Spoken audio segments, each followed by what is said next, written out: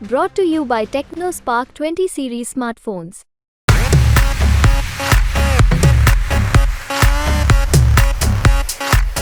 ये सरकार अब अल्पमत की सरकार है और रेत की दीवार बन चुकी है, कभी भी गिर सकती है। सरकार केंद्र की भी गिरेगी, लोग गिराएंगे चुनाव के, और ये हरियाणा की भी गिरेगी। मेरा ये मानना है कि संख्या के खेल में भारतीय जनता पार्टी पिछड़ चुकी है, क्योंकि खट्टर साहब ने अपनी खड़ाव रख के उनको उसका चौकीदार लगाया हुआ है, नायब सैनिक। जब खट्टर साहब खुद करनाल से हार जाएंगे तब पता लगेगा 10 जीत रहे हैं कि 8 जीत रहे हैं। देश में लोकसभा चुनाव हो रहा है तो वहीं हरियाणा प्रदेश की 10 सीटों पर 25 मई को छठे चरण में मतदान होना है। हमारे साथ कांग्रेस के वरिष्ठ नेता कुलदीप शर्मा जी, 3 विधायकों ने कांग्रेस को समर्थन दिया जो निर्दलीय विधायक हैं। कहीं ना कहीं सरकार को अब डर सता रहा है। देखिए, जो 3 विधायक आए हैं कांग्रेस में, हम उनका स्वागत करते हैं। ये सरकार अब अल्पमत की सरकार है और रेत की दीवार बन चुकी है, कभी भी गिर सकती है। उधर जननायक जनता पार्टी ने कहा है कि मेरे 10 विधायक साथ हैं, 30 कांग्रेस के हैं। भगदड़ मची हुई है बीजेपी में। सरकार केंद्र की भी गिरेगी, लोग गिराएंगे चुनाव के, और ये हरियाणा की भी गिरेगी। अब बदलाव का मौसम है भाई। तो मेरा ये मानना है कि संख्या के खेल में भारतीय जनता पार्टी पिछड़ चुकी है। आज हरियाणा के मुख्यमंत्री ने कहा कि हमारे पास बहुमत पूर्ण रूप से सरकार आराम से चला सकते हैं हम, उसमें कोई दिक्कत नहीं है अगर निर्दलीय गए हैं तो। देखिए, हरियाणा के जो मुख्यमंत्री हैं उनके ऊपर तो एक सुपर मुख्यमंत्री हैं श्री मनोहर लाल खट्टर जी। वो खुद मुख्यमंत्री थोड़ी हैं, तो उनकी बात को आप गंभीरता से ना लिया करो, क्योंकि खट्टर साहब ने अपनी खड़ाव रख के उनको उसका चौकीदार लगाया हुआ है, नायब सैनिक। तो उनकी वैल्यू ही नहीं है। पूर्व मुख्यमंत्री मनोहर लाल खट्टर पर सोनीपत पहुंचे थे, कह रहे थे कि 10 की 10 लोकसभा बीजेपी फिर जीत रही है और कौरव और पांडवों में ये युद्ध जारी है। हाँ, वो कौरव हैं, हम जानते हैं, और जीतेंगे पांडव।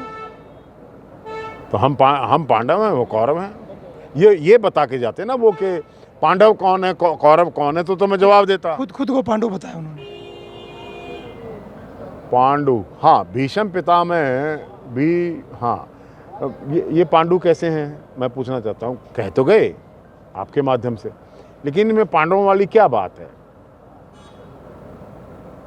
पूछना चाहता हूँ। ये तो वनवास पे जाने वाले हैं, 14 साल का हुआ था ना उनको भी, इनको भी हो जाएगा। दुष्यंत चौटाला सोनीपत पहुंचे थे, कह रहे थे कि भूपेंद्र हुड्डा अपने बेटे की लड़ाई लड़ रहे हैं कि रोहतक लोकसभा सीट को बचा ले, पर उसको नहीं बचा पाएंगे। दुष्यंत चौटाला जी जो हैं वो हमारे बच्चों के बराबर हैं। मेरी बेटी और वो साथ ही तो पढ़ते थे, तो उनकी किसी बात का, अपने बच्चों की बात का जवाब थोड़ी देना चाहिए। फिर लगातार कांग्रेस पर कटाक्ष कर रहे हैं।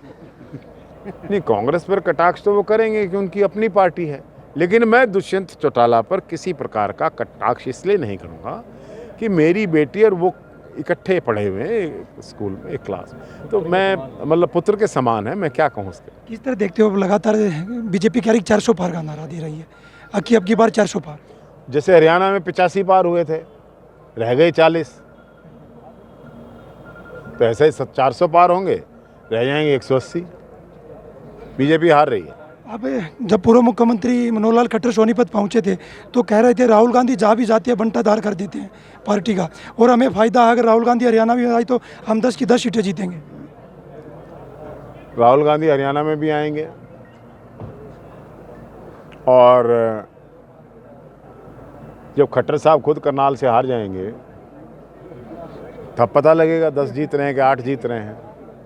अरे खट्टर साहब, सारा हरियाणा में तुम लंगोट घुमा रहे हो, अपने करनाल को तो बचा लो, हार रहे हो।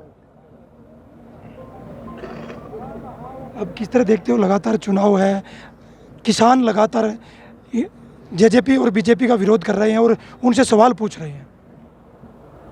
देखिए, किसानों के मामले में बीजेपी और जेजेपी दोनों मिले हुए थे। जेजेपी पार्टी को आज हीरोइज्म मिलता जिस दिन किसानों को लाठियों से मारा खट्टर साहब ने, गोलियां चलवाई, नौजवानों के माथे में गोली मार दी, 700 किसान शहीद हो गए हैं, और यहाँ कीलें गाड़ दी गई, बॉर्डर बंद हो गए, सरपंच पीटे, चलो पहला मौका था उनके पास, लेकिन वो तो राज की खाज मिटा रहे थे।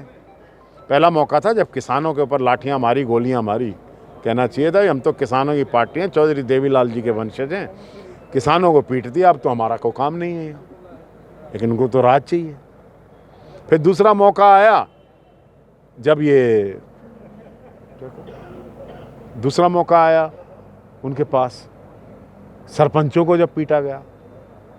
अरे सरपंच तो शहर गांव का मोड़ होता है, ताज होता है। सरपंच को पीट दिया। सरपंचों को जब पीटा तब भी एक मौका था। कई मौके आए उनके पास, लेकिन उनको राज चाहिए था। अल्टीमेटली वो तो निकले नहीं राज के लालच में, बीजेपी ने उल्टी कर दी।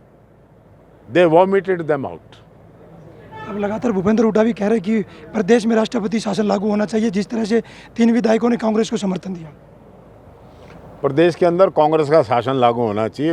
राष्ट्रपति का क्या करेंगे? राष्ट्रपति तो आप किससे टक्कर मानते हो अब की बार प्रदेश में 10 लोकसभा सीटों पर 25 मई को चुनाव होना, किससे टक्कर मानते हो और कितनी सीटें मानती है कांग्रेस? कहाँ? हरियाणा प्रदेश में। हरियाणा में 10 कांग्रेस की हैं। देखिए हमारे साथ कांग्रेस के नेता कुलदीप शर्मा थे, उनका कहना कि हरियाणा प्रदेश में 10 की 10 सीटें अब की बार कांग्रेस जीत रही है, सोनीपत से पवन राठी हरियाणा तक।